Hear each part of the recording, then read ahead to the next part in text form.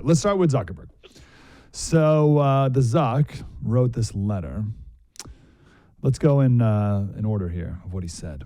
In 2021, senior officials from the Biden administration, including the White House, reportedly pressured our teams for months to censor certain COVID-19 content, including humor and satire, and expressed a lot of frustration with our teams when we didn't agree.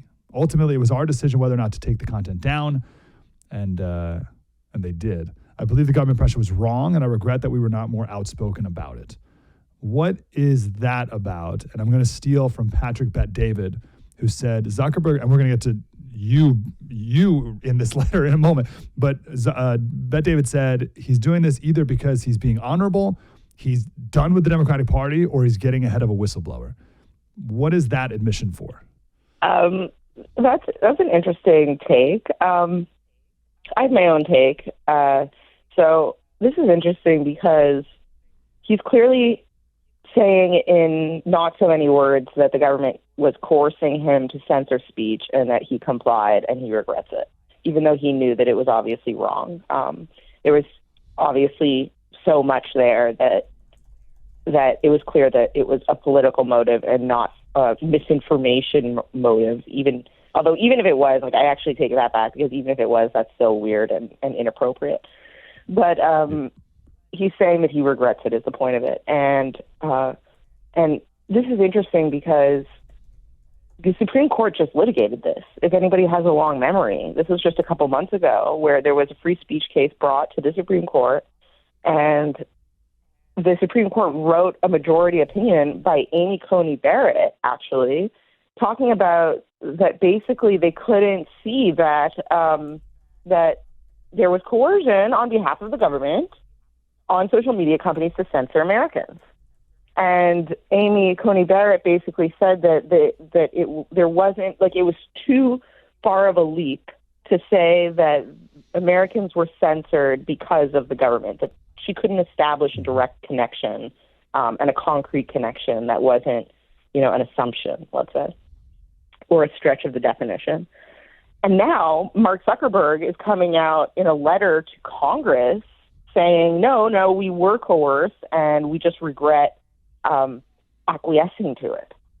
So that's an interesting point. And I think that the reason why he's doing it is political, obviously. I think that he's a smart person. He's been in this business for long enough, and at the highest levels of this business, basically, for, at least 10, maybe 20 years.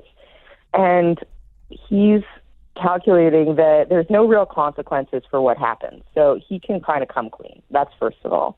The Republicans have been in power in Congress for 2 years. And obviously there was rampant censorship while Trump was in office in the presidency in his first term. And no one did anything about it. No regulatory agencies came after him. Congress didn't come after him. So he can feel comfortable outright admitting that this is what he did and still feel like he's safe. Then I think the reason why he's doing it is because he's kind of reading the writing on the wall. He's seeing, first of all, a shift in the attitude toward Trump in the tech community and in Silicon Valley, which there is a pretty significant one. You have a bunch of people in Silicon Valley who have kind of changed their tone, at least on the executive level. And I think he's feeling like this race is quite close. He knows that no matter what, the Democrats are happy with what Facebook is doing because they have not changed their behavior despite this cute little letter. And he's making sure that he is not in the doghouse in the event that a Republican does take power again, given everything that's come out over the course of these investigations that have had no consequences for him. So I think he's positioning himself kind of to appease the right in his words, but still appeasing the left in his actions, and that puts him in a sweet spot. That's very good. Yeah, because I almost got tricked here. Part of me, I don't know if I was hoping, maybe, but thinking that maybe he's on the Trump train. And I'm only basing that off of his newfound love of jiu-jitsu and getting jacked and that video of him wakeboarding, holding the American flag, drinking a beer on the 4th of July. Oh, for sure. There's a lot of right-wing coded behavior going on there. Maybe he gets it. And I would see that sorta, except listen, I don't believe it until I see it. That's kind of that's usually my rule of thumb when I'm looking at politics. Is like people say a lot of things. People can learn a script. You know, they can say like if happy talk. They can do a lot of happy talk, but I will be convinced that Mark Zuckerberg is based and red-pilled when he starts firing the people who are censoring us. Yeah. Let's get to you. This is the next paragraph in this cute little letter. In a separate situation, the FBI warned us about a potential Russian disinformation operation about the Biden family and Burisma in the lead up to the 2020 election. That fall, when we saw a New York Post story reporting on corruption allegations involving the then Democratic presidential nominee Joe Biden's family, we sent that story to fact checkers to review and temporarily demoted it while waiting for a reply. That story was written by yours truly, Emma Jo Morris. What does this say to you? Well, we still have never seen, obviously I remember that was one of the pivotal moments in that whole saga was when, because Facebook, for people who are not listening to this, who are not kind of in this business, you wouldn't think, because I find that there's kind of this perception that Facebook is kind of lame and kind of dying, but actually Facebook is the main driver of traffic for online news. So Facebook is critical in. Really? Yes. I figured you knew that. Yeah, Facebook is a really important platform for news media. That is really where the majority of traffic gets stirred up. I never go on it, but I had a family friend had a life situation that they would update on Facebook, so I've been going on it recently, and I'm just like blown away by how crazy it is. It is wacky. Facebook's like, I don't know. I think it's a really weird place. I mean, it's totally, and the stuff that they suggest in your algorithm is so random, and it feels like a wasteland. But actually, it's just true. Like Facebook, more than Twitter, even is a main driver of traffic. So being like downgraded or having your content throttled on Facebook is a huge deal, and it's a huge deal for media companies, and it's a huge deal for visibility and circulation and traffic.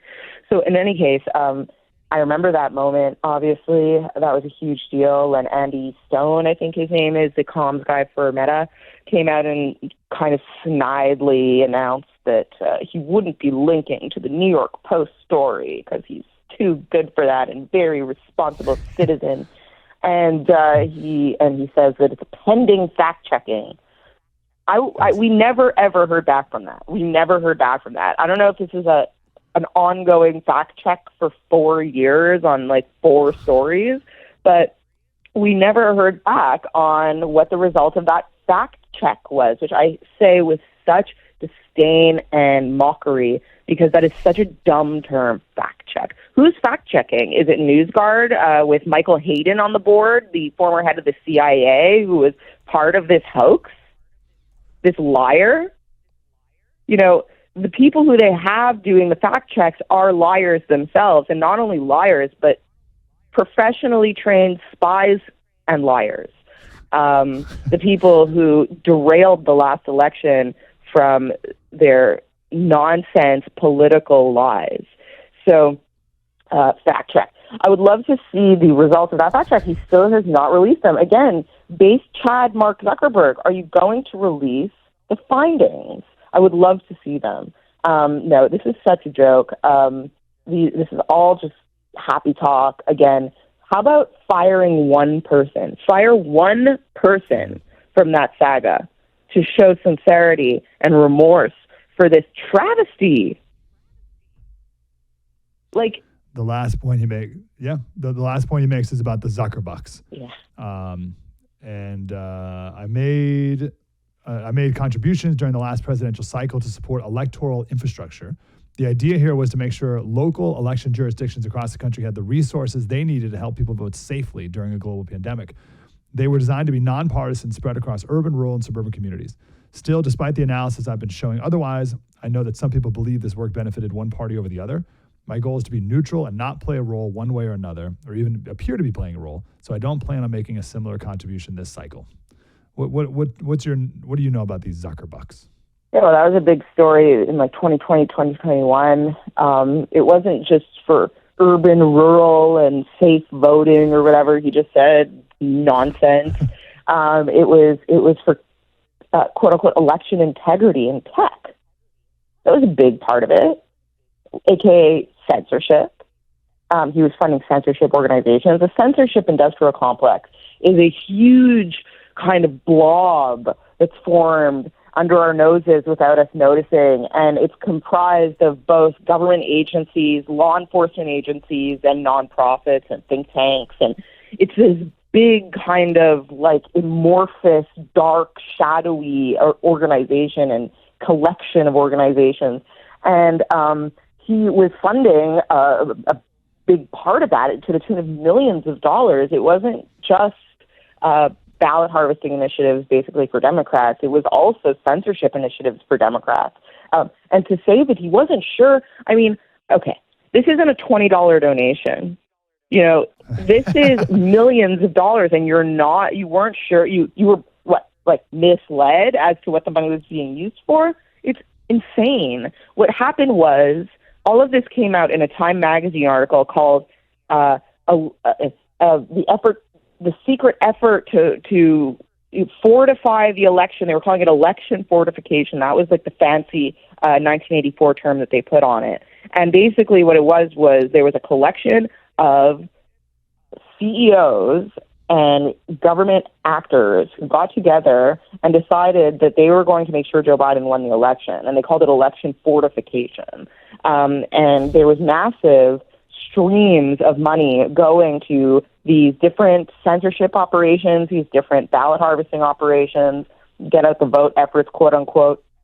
And it was a massive Democrat activism operation that was actually not even necessarily linked to the Biden administration, to the Biden campaign, but just operating kind of parallel to it. And if anybody is curious, I highly recommend reading that. It's a long article in Time magazine by Molly Ball, and it literally just explains everything, and it's a victory lap, like, we got them. And they were proud of themselves at the time for protecting the country from the voters, really. And Mark Zuckerberg had a huge role in that, not only in his donations, but obviously as the head of Twitter, as the head of Facebook. And he now has been caught. He feels awkward about it, clearly. He realizes that this has elevated his profile as a villain and as a perceived anti-American element. And he is trying to hedge that in the event that this race comes out for Trump, which is looking very close. That's all that's going on, in my opinion. I am not convinced of any of this. I'm not going to do it again, and I didn't even realize in the first place. Give me a break. You're embarrassed.